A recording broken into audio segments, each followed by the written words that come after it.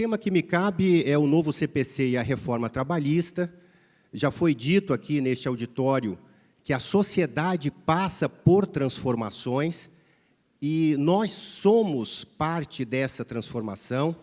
Nós demandamos por novos serviços, por novas tecnologias e sofremos os efeitos dessas transformações no nosso plano profissional. Ainda que no plano profissional, muitas vezes, as mudanças nos tomam de surpresa e isso causa, num primeiro momento, uma reação à mudança. Mas a mudança no plano jurídico é necessária para acompanhar as mudanças sociais, porque o direito é um fenômeno social e vem acontecendo gradativamente e a história do direito revela isso com muita clareza.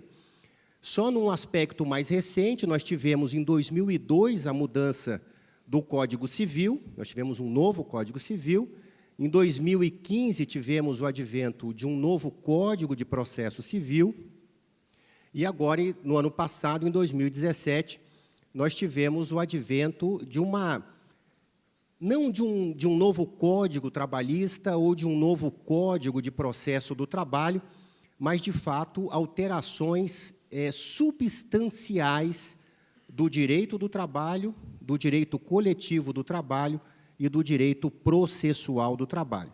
E é isso que nós vamos falar um pouco aqui. Nós podemos dizer, de fato, que estamos diante de uma nova ação trabalhista.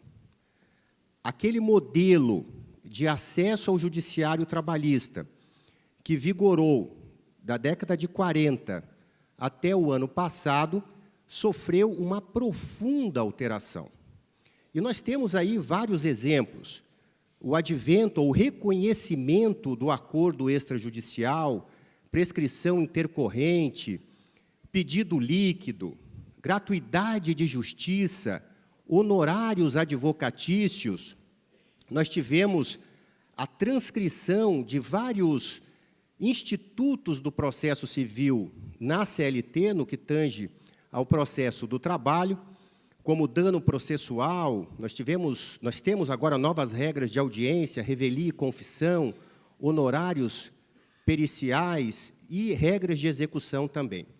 Como não dá para falar sobre tudo, eu vou fazer um destaque sobre esse aspecto do pedido líquido e a nova regulamentação feita pelo TST através da Instrução Normativa 41, aprovada no dia 21 de junho deste ano, na última sessão do Pleno do TST, antes do julgamento, quem acompanha a jurisprudência do TST, desse emblemático caso da Petrobras, que, inclusive, hoje, os sites jurídicos noticiam que o ministro Dias Toffoli, no exercício da presidência do Supremo, suspende execuções imediatas com base nessa decisão do TST, cujo julgamento começou às 9 da manhã e terminou às 8h30 da noite para julgar este caso, mas não é um caso comum, é um caso que tem um impacto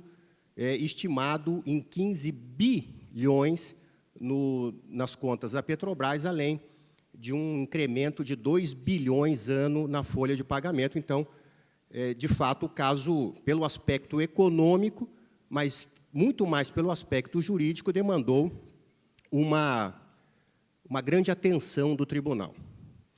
Mas, nessa mesma sessão, aprovamos a Instrução Normativa 41. Muito bem. Esse é o novo texto da CLT. A CLT sempre foi, na parte processual, um código que primou pela informalidade, pela simplicidade, pela oralidade, porque advinda da década de 40, em que a industrialização brasileira era muito precária, ainda muito incipiente. Na década de 40, a maior parte da população ainda era rural. Então, era de se esperar, como o direito deve dialogar com a contemporaneidade, que naquela época se primasse por esses princípios. Agora, a questão é, Na redação original da CLT, não havia exigência de que houvesse indicação do valor do pedido, tão somente que fosse formulado um pedido. A questão é, essa exigência é algo absolutamente novo, capaz de causar tanto susto e apreensão na advocacia trabalhista? E a minha resposta é negativa, não, não é. E quando se altera uma lei com tanta profundidade, às vezes aquilo que praticamente muda de cor causa um impacto, um susto tremendo. E aquilo que de fato é uma grande novidade, né, os operadores acabam não dando tanta importância. Isso a gente percebe com muita clareza nas exposições específicas sobre o novo CPC. Já em 1970, a Lei 5584, que disciplina aspectos do processo do trabalho, já trouxe a exigência de a petição trabalhista trazer o pedido e o seu valor correspondente, que por essa redação nós inferimos exatamente essa interpretação. Olha, no caso de ser indeterminado no pedido, ou seja, já havia uma obrigação de a parte indicar o valor na sua petição inicial, o juiz, porque toda a causa deveria ter, inclusive a trabalhista, a partir dessa lei, um valor correspondente, fazia isso de ofício, podendo as partes impugnarem e assim por diante. Isso revela que desde a década de 70, de 1970, essa exigência já constava no direito brasileiro. Mais recentemente, em 2000, com o estabelecimento do procedimento sumaríssimo no processo do trabalho, também nas causas sujeitas a este procedimento, a lei trazia a exigência de o pedido ser certo, determinado, com indicação do valor correspondente. E o CPC, o anterior, o de 39, 73 e agora o de 2015, também na mesma linha e de aplicação subsidiária ao processo do trabalho, como expressamente a CLT prevê, exige que a petição inicial traga o pedido e suas especificações, que mais adiante nós vamos ver quais são, o valor da causa. E nós vamos ver se existe uma correspondência entre o valor da causa e a especificação do pedido. Muito bem. O que é uma das especificações do pedido, uma das características do pedido? Primeiro, o pedido deve ser certo. Partindo agora do reforço de um processo colaborativo, de um processo ético, que evita surpresas, decisões surpresas ou comportamento surpresa das partes, é de se esperar que o autor da pretensão expresse de forma explícita, de forma certa, o que pretende. Eu pretendo uma condenação, eu pretendo uma declaração sobre tal objeto, sobre tal aspecto, e assim por diante. Excepcionalmente, o Código permite o pedido implícito, e aí ele textualmente dispõe sobre isso, quando diz, olha, compreende-se no principal os juros legais, a correção monetária e as verbas de sucumbência, inclusive honorários. Então, aqui o Código alivia um pouco essa formalidade, dizendo, olha, você pede o principal, que juros, correção e verbas de sucumbência se entendem, se entende que foram pedidas. Mas, fora essa exceção, o pedido deve ser certo. Diz o Código também que o pedido deve ser determinado, ou seja, de forma explícita, eu apresento a minha pretensão ao juízo, mas eu tenho que também delimitar de forma qualitativa, quantitativa e a extensão daquilo que eu pretendo. Na seara trabalhista, é muito comum o pedido de horas extras.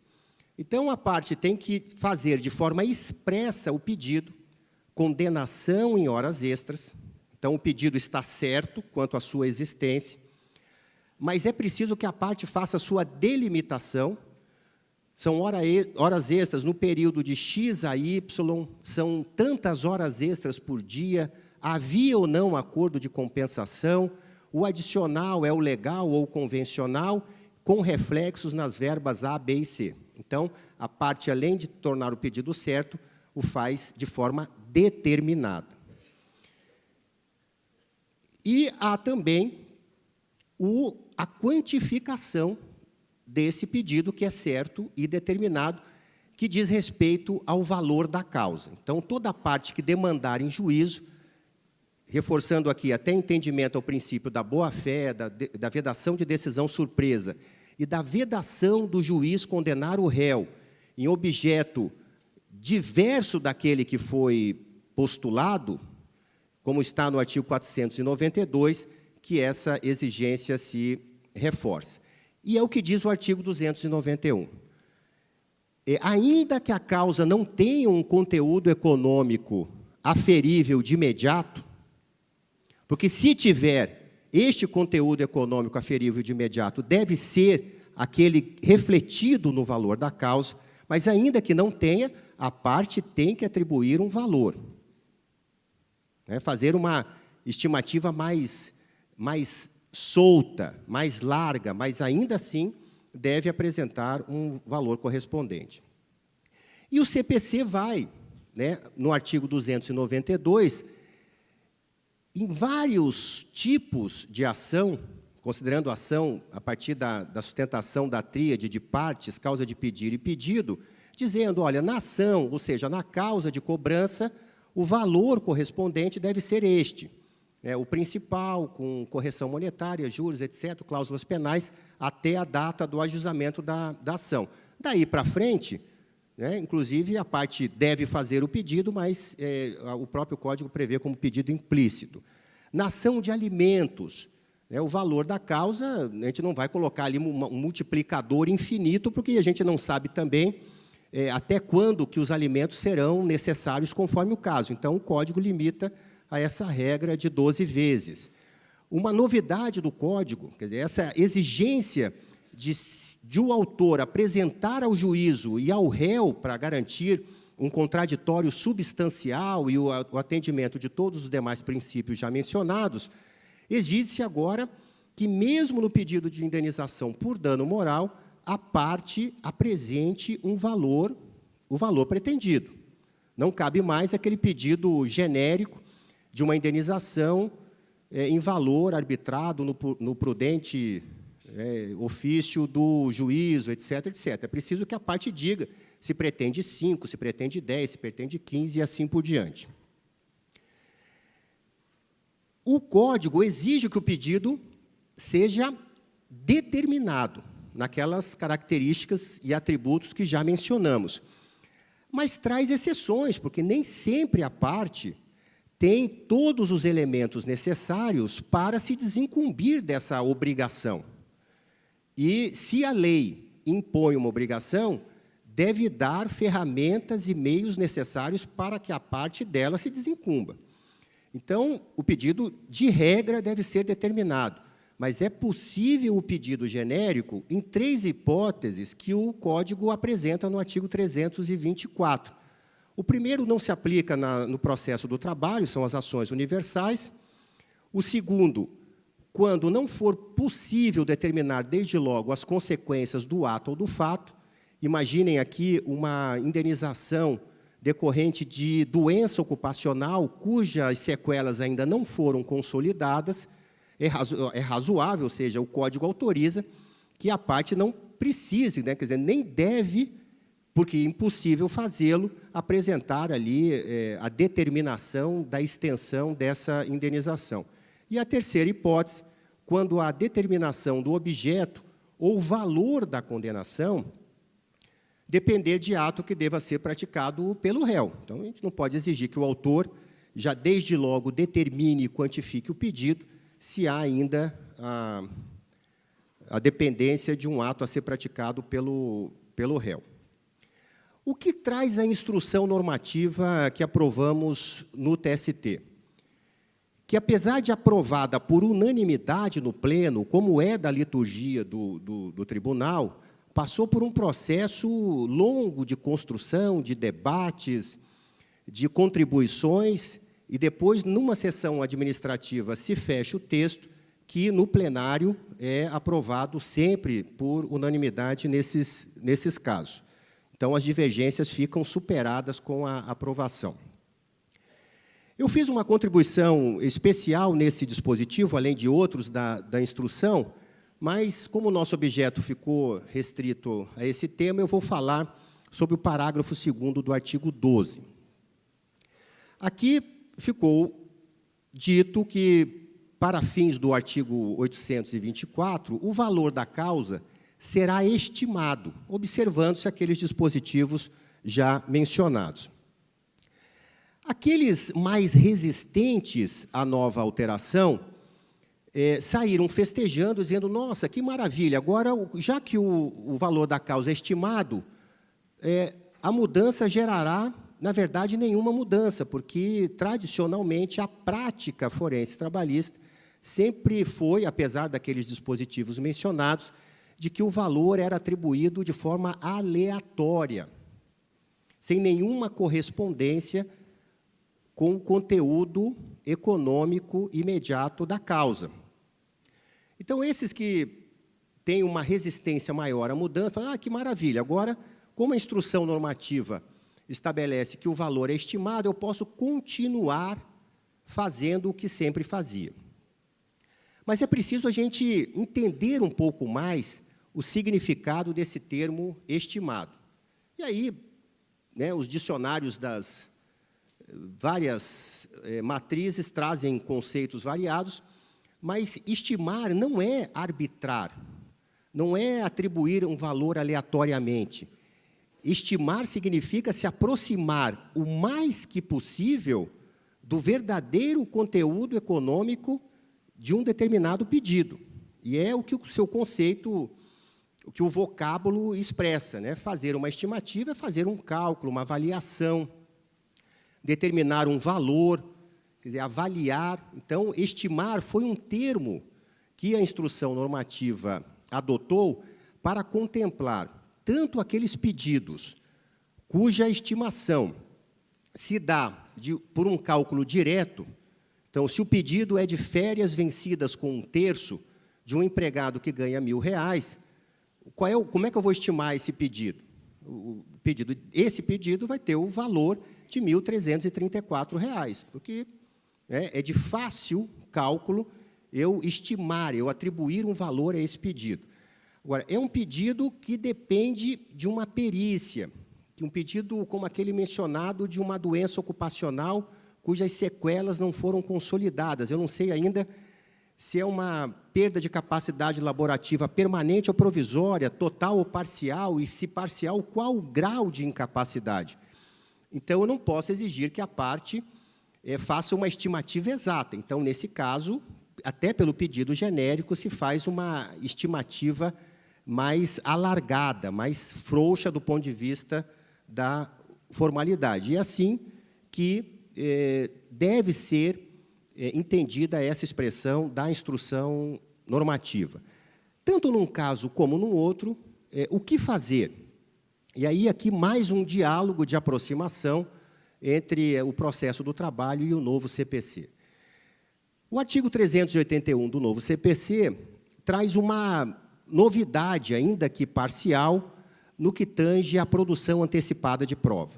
Porque, tradicionalmente, a prova era um direito que dependia de um processo no qual havia controvérsia sobre os fatos da causa. Ou seja, a dimensão probatória dependia já do esgotamento da pretensão postulatória e o estabelecimento dos fatos controvertidos. Excepcionalmente, havia a previsão de uma cautelar de antecipação de prova, nesse caso que o novo Código manteve, quando havia fundado receio de que a produção de prova, no momento oportuno do processo de conhecimento, se tornasse impossível ou muito difícil de verificação. Então, um prédio que estava ruindo, era preciso fazer a produção antecipada, sob pena de, quando chegasse lá na frente a fase adequada, o prédio já houvesse ruído e fosse impossível, de fato, voltar à produção da prova. Mas há aqui uma novidade impressionante, que dialoga com toda uma nova visão de processo civil e que procura resolver de uma forma mais racional o excesso de litigiosidade que vive a sociedade brasileira. E, como dito ontem pela professora Tereza Rudalvin, que é uma litigiosidade que está na sociedade, mas que o sistema de justiça tem que dar um tratamento adequado. E uma das formas está aqui, no surgimento desse novo conceito de um direito subjetivo autônomo à prova. A parte tem o direito de produzir prova independentemente de lide, independentemente de processo. É um direito subjetivo autônomo. E se dá, conforme esse artigo mencionado, primeiro, para que esse direito subjetivo autônomo de prova possa viabilizar uma autocomposição ou qualquer outra forma adequada de solução não adversarial, não processualizada de conflitos. Imaginem que maravilha que é esse instrumento. Eu tenho dúvidas sobre um determinado fato, que é pressuposto da minha pretensão, e, tradicionalmente, eu entraria com o processo e vamos ver o que a prova dá. Aqui, não. A partir de uma litigância ética, olha, na dúvida, eu tenho essa possibilidade, eu vejo que a outra parte é aberta, é flexível, uma autocomposição, vamos produzir a prova, esclarecer a controvérsia fática e podemos evitar o processo por uma autocomposição. E mais, ainda na perspectiva de uma litigância ética, responsável, permite também o Código a produção antecipada para que a parte justifique o ajuizamento da ação, não entre desconhecendo a comprovação do fato, mas sim justifique, dizendo, olha, eu fiz a produção antecipada e agora eu tenho mais certeza na postulação do meu direito, ou inclusive para evitar. Olha, eu tenho dúvida aqui se eu de fato sofri um dano, se de fato há um nexo de imputação à outra parte, vamos produzir a prova, sem lide, sem discussão, sem definir quem tem direito e quem não tem, e depois a parte pode se convencer, inclusive, de não entrar com a ação. Então, é uma ferramenta extraordinária para permitir, no âmbito trabalhista, não só nos outros segmentos de justiça, mas especificamente no âmbito trabalhista, que a parte, antes de postular diferenças de horas extras, adicional de insalubridade, dano moral ou qualquer outro tipo de pretensão, faça uma produção antecipada, cujos encargos são bem menores do que a produção processual. A gente percebe que a reforma trouxe novos princípios no que tange ao processo do trabalho, sem dúvida nenhuma, enfatizando aqui uma litigância ética e responsável. A quantificação do pedido dialoga diretamente com honorários de sucumbência recíproca, que também a reforma trabalhista trouxe para o processo do trabalho, uma grande novidade. Mas, enfim, essa nova ação trabalhista tem causado em alguns essa sensação de que as portas da justiça do trabalho foram fechadas. Toda percepção é subjetiva. Eu não vejo dessa forma. Analisando de uma forma mais, talvez, otimista ou mais legalista, o que eu percebo é que o acesso ao judiciário trabalhista deve se dar agora a partir de uma chave mais complexa. A chave que vai abrir pressupõe não só aquela petição informal, simplificada, mas sim que a parte apresente na sua petição o pedido de uma forma certa, como sempre foi exigido, determinado como sempre foi exigido, e estimando, quantificando o valor a partir das regras do novo Código de Processo Civil. Isso acaba também enfatizando essa tendência do direito moderno de que o acesso à justiça não seja só o acesso ao Poder Judiciário. Isso está no novo CPC, isso está enfaticamente expressado na CLT, quando dispõe do acordo extrajudicial, validando e fortalecendo a atuação da advocacia, que não precisa mais fingir que fez um acordo, entrar com uma ação para ter a homologação judicial, faz isso de uma forma clara. Isso está também no termo de homologação periódico que os sindicatos podem fazer, isso está na representação de trabalhadores na empresa, que a reforma também disciplina, e lá, nas atribuições da representação, está o acompanhamento do cumprimento da legislação trabalhista, a solução imediata de conflitos, não deixando gerar passivo e violações continuadas. Enfim, esta é uma tendência do direito brasileiro, porque acesso à justiça não é só ter acesso a uma ação quando o direito já foi violado.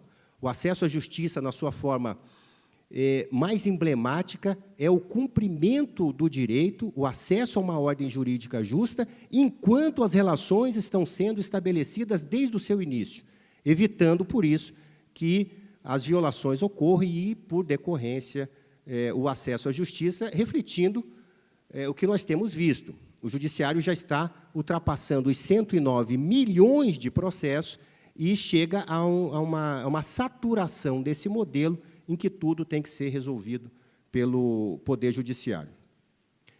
Então, eu gostaria, com essas pequenas reflexões, encerrar a minha apresentação, agradecendo mais uma vez o convite, esperando que tenha contribuído, de alguma forma, para o debate. Se assim não fiz, pelo menos, espero que valorizem o meu esforço. Muito obrigado.